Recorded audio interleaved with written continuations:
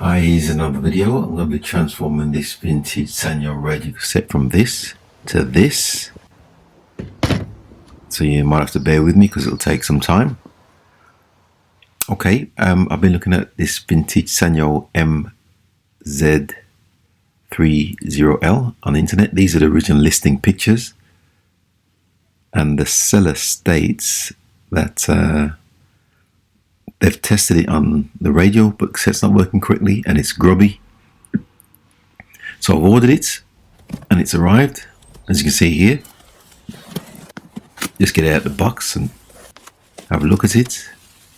And it is complete as the seller stated. It's got a battery cover and everything, but it is mucky. Let me just show you here. Looks like it's got looks like a builder's radio. It's got a lot of dirt on it. So I'm going to be having a look at that today, but it does seem to be intact. Let's have a look inside here on this battery cover. Usually missing on most of these vintage radios, but this one's present. Springs inside, and there's a bit of rust in there, so probably been leaking batteries in the past. Someone's left old batteries in there and they've leaked. Show you the model number there. Okay, so what I'm going to do, just going to dismantle the unit and see what I can find. Got to separate the covers, front and back covers, and let me just undo the radio tuner and the volume knob, and the whole unit should then just pull apart.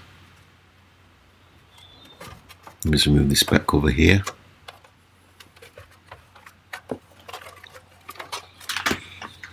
Okay, that's the back cover removed. And let me just show you what it looks like inside. As you can see here, it looks like a bit of rust inside the bottom there.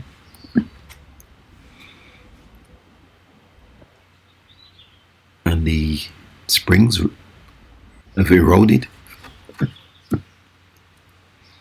And the drive belt for the cassette looks slightly perished, a bit stretchy. Okay, so what I'm doing here, I'm just removing the main PCB.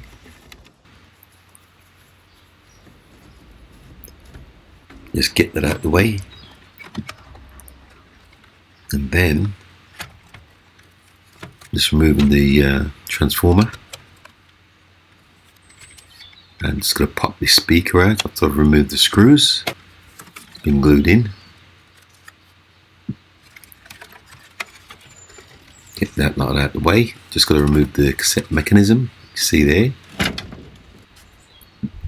So let me just show you here.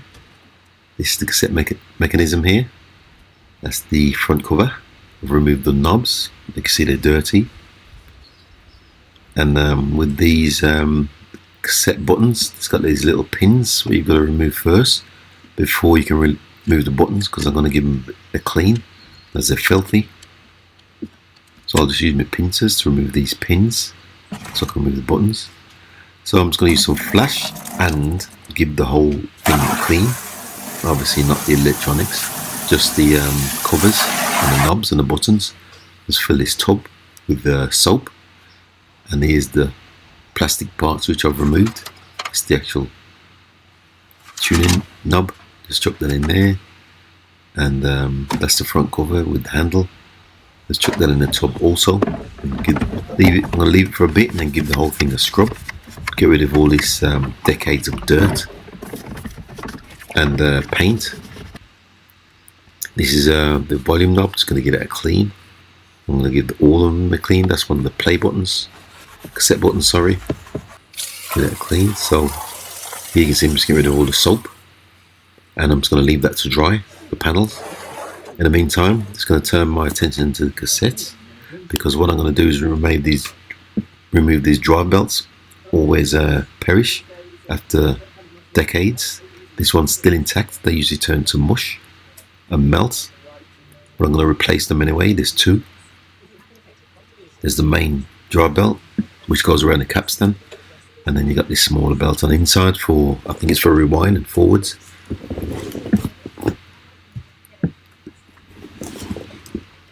And here you can see me just fitting the new belts. I've got a selection of belts, and I'll just screw this bracket with the capstan back on.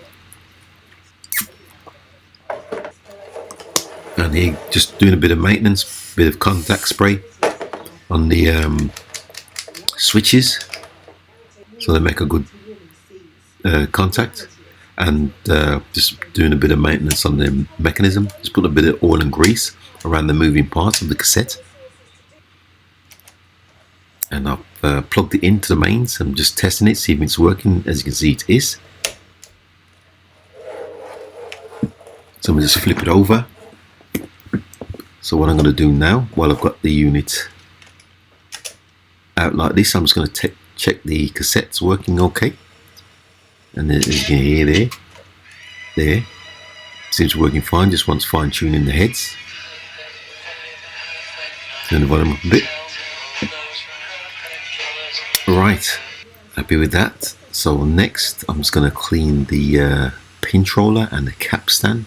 See if I can get it in and show you. I'll just use some nail varnish cleaner just to clean the rubber for the pinch roller. You saw the dirt coming off there, and there's quite a bit of dirt, old tape actually, on the capstan, the metal part that's spinning, the spike.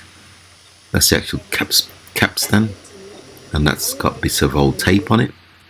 So I'm just going to use this, I've got it spinning, I'm just going to use this rock wool to get it clean. Let me show you there. You see it's nice and clean, nice and chrome again, nice and shiny.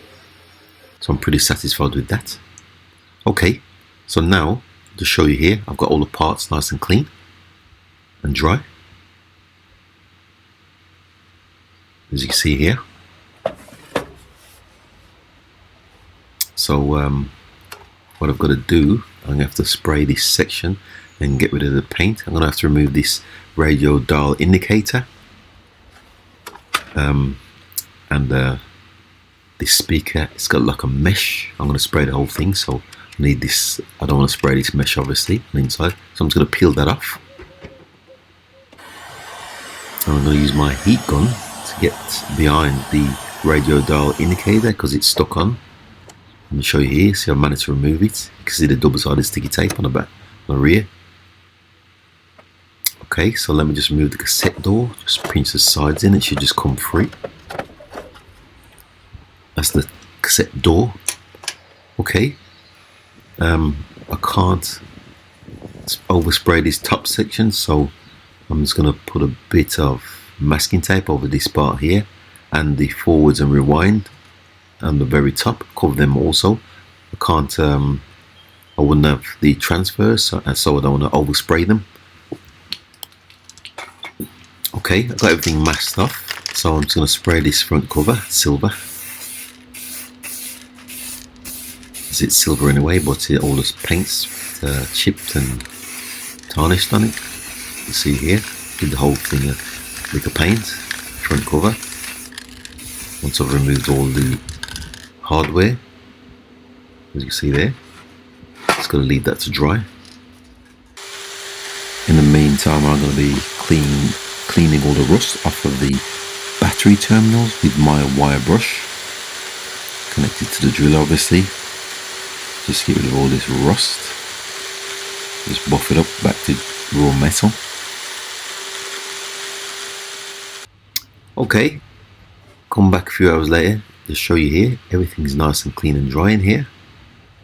Give the whole of the front cover a lick of paint, and I've cleaned the back cover. You can see there, it's nice and shiny, and you can see the cassette mechanism. You can see the buttons all nice and clean here, whereas before they were covered in dirt. That's the handle, and that's the radio dial indicator, which I'm going to pop back on. So let me just speed this section up because this video has gone on for 10 minutes already. So I'm just reassembling the unit here. Reverse of previous. Just fast forward this just to make the video a bit shorter so you don't nod off. And this is pretty much the radio fully assembled here. Okay, let me just show you around the unit. See, I've got it nice and clean, and I've checked that everything's working. Let me show you what it looks like now. This is what it looked like before, if you remember. And this is what it looks like now. You see I've managed to save the Sanyo stick on the top there, and the paint seems to match okay. See the numbers there and the play and rewind. I couldn't overspray them. Long wave, medium wave, FM on the back. They're nice and clean also. Pretty pleased with that.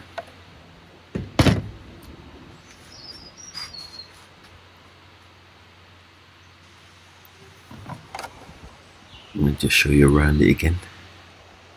Nice and sparkling. Pretty chuffed with that, if I say so myself. Okay, so let me just show you here. I popped 4 batteries in. Let's close the battery panel back up. And just going to give it a test now. So if I just flick it over to radio, you can see here, there.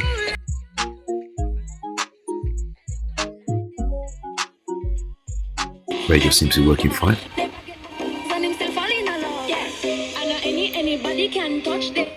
Just tune into different stations. Pretty chuffed with that. Okay, let me just flick it over to the tape. I've got the lightning seeds here.